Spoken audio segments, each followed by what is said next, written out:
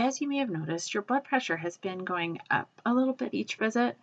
Um, and I want you to know that that is a concern for me a little bit, but let me tell you that it is so good that you have been coming to all your appointments because it's so important that we can see that happening when we are in order to take care of anything that needs to be taken care of before it can potentially become something unhealthy for you and your baby. So so sometimes just in this point of pregnancy, if you've had a lot of stress or something's going on at home, that stress and tension can cause your blood pressure to be a little bit higher. And so I'd like you to come back and check it again tomorrow.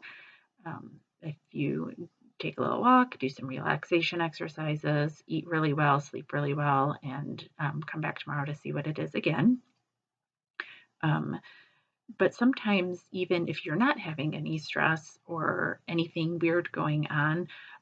our bodies can respond to pregnancy with some inflammation and a little bit of tightening of blood vessels that can make our blood pressure go up. And this is high blood pressure that is caused by the pregnancy. We call that gestational hypertension. The other thing that it could be is the beginning signs of preeclampsia. That's why I asked you all those questions about headaches and visual disturbances. Um, and so the first sign of preeclampsia usually is this kind of rising in a blood pressure. And so I would like to do some labs today to give us, if anything, a baseline of your liver functioning and if there's protein in your urine, so that if this continues to stay high or continues to go up, when we check them again, we have labs from when it was your blood pressure was lower to compare it to, and then that can be a really big insight answer to what's going on with your body and to see if we do need to get you to a different level of care. Unfortunately, preeclampsia and even high blood pressure that starts to get too high is out of my scope, and I would need to coordinate with you and with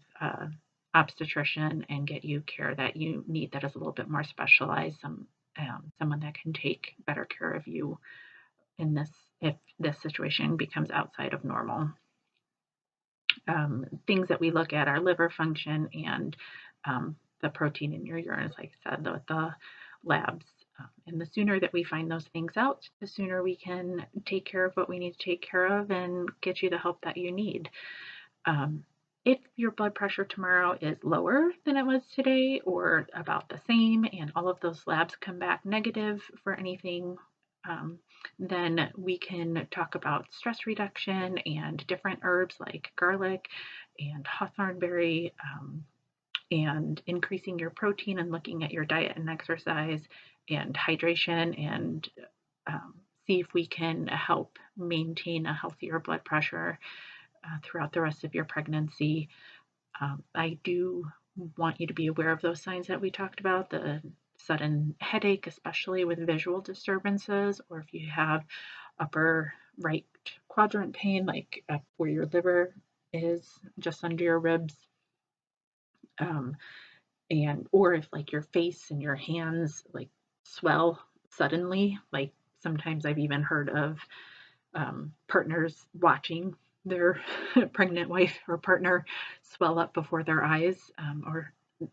that is, especially if it's happening when you wake up in the morning,